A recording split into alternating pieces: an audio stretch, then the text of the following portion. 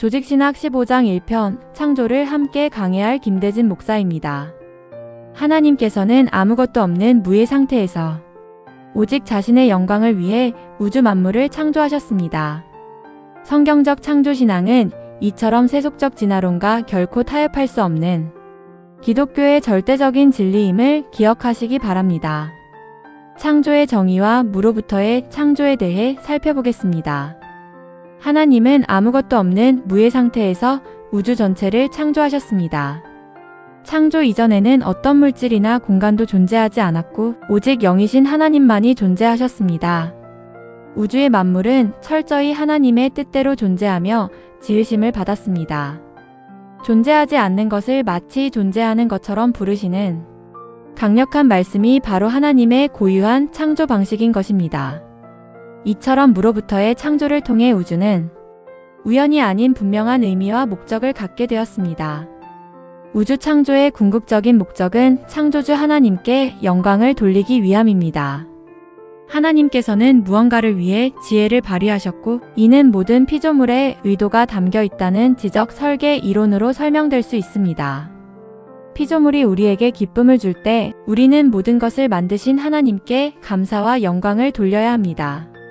다음은 인간의 특별한 창조에 대한 내용입니다. 인간은 기나긴 진화 과정의 결과물이 아니라 하나님의 형상대로 창조된 특별한 존재입니다. 신체적으로 동물과 일부 유사할지라도 인간은 동물과 완전히 구별되는 독특한 정체성을 지닙니다. 인간은 창조의 절정으로서 나머지 모든 피조물을 다스리라는 명령을 받은 유일한 존재입니다. 아담과 하와의 창조 기록은 성경이 제시하는 인간의 중요성과 기원에 대한 올바른 관점임을 확신합니다. 삼위일체 하나님의 창조 사역에 대해 알아보겠습니다. 먼저 성부 하나님은 창조 행위를 처음 시작하고 지시하신 1차적 행위자이십니다. 성자 예수님은 성부의 계획과 지시를 직접 수행하신 능동적 행위자, 즉 말씀이십니다. 마지막으로 성령 하나님은 창조를 완성하고 채우시며 피조물에게 생명을 부여하셨습니다. 성령은 만물을 단순히 방치하지 않으시고 계속해서 보존하고 유지하며 다스리는 역할을 수행하십니다. 창조주 하나님의 초월과 내재에 대해 설명합니다. 모든 피조물은 창조주와 명확히 구별되며 생존을 위해 언제나 하나님께 의존해야 합니다. 하나님의 초월성은 하나님이 피조물보다 더 크고 높이 계시며 피조 세계로부터 완전히 독립적인 분임을 의미합니다. 반대로 내재성은 하나님이 피조물 밖에만 계신 것이 아니라 피조물 안에 머물며 세상에 적극적으로 관여하신다는 것을 뜻합니다. 성경은 초월적이시고 동시에 내재적이신 하나님이 피조물과 인격적인 관계를 맺어가는 생생한 이야기입니다. 창조신앙의 적들을 살펴보겠습니다. 첫 번째는 유물론입니다.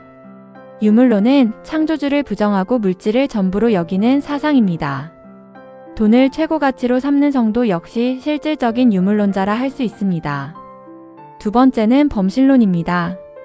우주 전체가 곧 하나님이라고 주장하는 사상으로 뉴에이지나 동양 종교의 핵심 바탕이 됩니다. 범신론은 세상의 악마저도 하나님의 일부로 만들어 하나님의 불변성과 거룩함을 파괴하며 모든 것을 신으로 취급함으로써 인간 개개인의 독특한 인격적 정체성마저 말살시킵니다.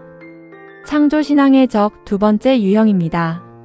먼저 이원론은 우주 안에 하나님과 물질, 곧 악이 영원히 동등하게 공존한다는 비성경적 사상입니다. 이원론은 물질 자체를 악하게 취급하며 만물에 대한 하나님의 궁극적 주권과 승리를 부인합니다. 다음은 이신론입니다. 하나님이 세상을 창조한 후에는 마치 시계처럼 저절로 돌아가게 방치했다고 주장합니다. 매 순간 하나님의 도우심을 신뢰하지 않고 예배와 기도가 결여된 그리스도인들은 실질적인 이신론자라고 할 수 있습니다. 창조는 하나님이 외로워서 어쩔 수 없이 행하신 것이 아니라 전적으로 자유로운 작정 행위, 즉 자유의지였습니다. 죄가 세상에 들어왔음에도 불구하고 하나님이 지으신 물질적인 피조세계는 본질적으로 심히 좋았음, 즉 선함을 유지합니다. 하나님은 자신의 탁월함과 지혜, 능력을 온 우주에 나타내시고 영광을 받으시기 위해 만물을 지으셨습니다. 따라서 피조물을 즐기는 것을 죄악시하는 거짓 금욕주의에서 벗어나 우리는 감사함으로 피조물을 향유해야 합니다. 성경과 현대 과학의 올바른 관계를 짚어봅니다. 창조는 실험실에서 반복될 수 없는 이례적 사건이므로 유일한 관찰자이신 하나님의 말씀인 성경이 기준이 되어야 합니다. 자연과학과 성경을 바르게 이해한다면 두 지식 사이에는 궁극적인 모순이 전혀 없습니다. 전지하신 하나님은 우주 안에 어떤 참된 과학적 사실과도 어긋나는 방식으로 말씀하지 않으십니다. 성경에 기초한 기독교 신앙은 맹목적이 아니며 가장 이성적이고 논리적인 진리임을 믿으십시오. 세속적 진화론의 심각한 모순을 짚어봅니다. 물질이 영원 전부터 존재했다고 가정하는 빅뱅 이론 등은 성경의 무로부터의 창조와 정면으로 모순됩니다. 다윈의 진화론이 주장하는 무작위 돌연변이는 새로운 생명체를 창조해낼 유전 정보 생성 능력이 수학적으로 불가능합니다. 인간과 유인원의 유전자가 비슷하다는 주장은 통계적 오류이며 인간은 해부학적, 행동적으로 철저히 다르게 설계되었습니다. 진화론은 인간을 우연의 산물로 전락시켜 도덕적 절대 가치와 생명의 존엄성을 파괴하는 위험한 사상임을 명심해야 합니다. 다음은 유신 진화론의 실체와 정의입니다.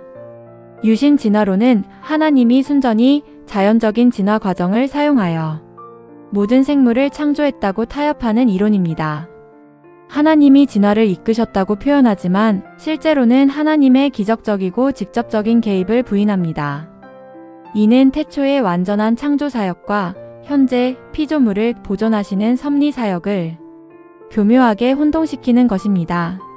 다시 말해 성경의 창조 기사를 현대 과학에 억지로 짜 맞추려는 잘못된 신학적 시도에 불과합니다.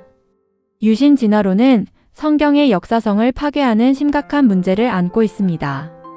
첫째, 유신 진화론자들은 아담과 하와가 최초의 인간이 아니며 인류가 단 두 사람으로부터 기원하지 않았다고 주장합니다. 둘째, 창세기 1장에서 3장의 기록을 실제 역사적 사실이 아닌 신화나 문학적 비유로 격화시킵니다. 셋째, 하나님이 수많은 원시 인류 무리 중에서 한 쌍을 택하여 부르셨을 뿐이라고 성경을 심각하게 왜곡합니다.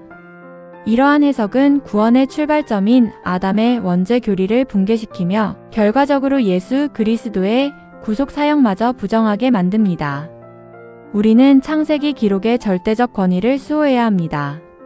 창세기에 기록된 아담의 특별 창조, 흙으로 지으심 등 12개의 구체적 사건은 타협할 수 없는 역사적 사실입니다. 신약 성경의 저자들과 예수님 역시 창세기의 사건들을 비유가 아닌 명백한 역사적 사실로 확증하셨습니다. 유신 진화론은 성경의 진실성을 파괴하는 이론이므로 기독교 지도자와 성도들은 이를 단호히 배격해야 합니다. 오류가 섞인 신학자들의 주장에 속지 말고 오직 성경 말씀을 절대적 기준으로 삼아 창조신앙을 굳건히 지켜내야 할 것입니다. 오늘의 학습 내용을 요약하겠습니다. 첫째, 목적 있는 삶의 회복입니다. 우연이 아닌 지적 설계로 창조된 존재임을 기억하고 창조의 목적에 따라 하나님께 영광 돌리는 삶을 실천해야 합니다. 둘째, 실질적 유물론 탈피입니다. 입술로만 믿는 것을 넘어 돈과 세상을 좇는 태도를 버리고 오직 하나님 한 분만으로 만족해야 합니다. 셋째, 내재하시는 하나님과 동행입니다. 내 삶에 세밀하게 개입하시는 성령의 섭리를 믿고 매일 예배와 기도로 영적 소통을 이어가야 합니다. 마지막으로 타협 없는 말씀의 권위 인정입니다. 세속적 진화론이나 유신 진화론에 흔들리지 않고 성경 말씀의 무호성과 역사성을 신앙의 유일한 척도로 삼아야 할 것입니다.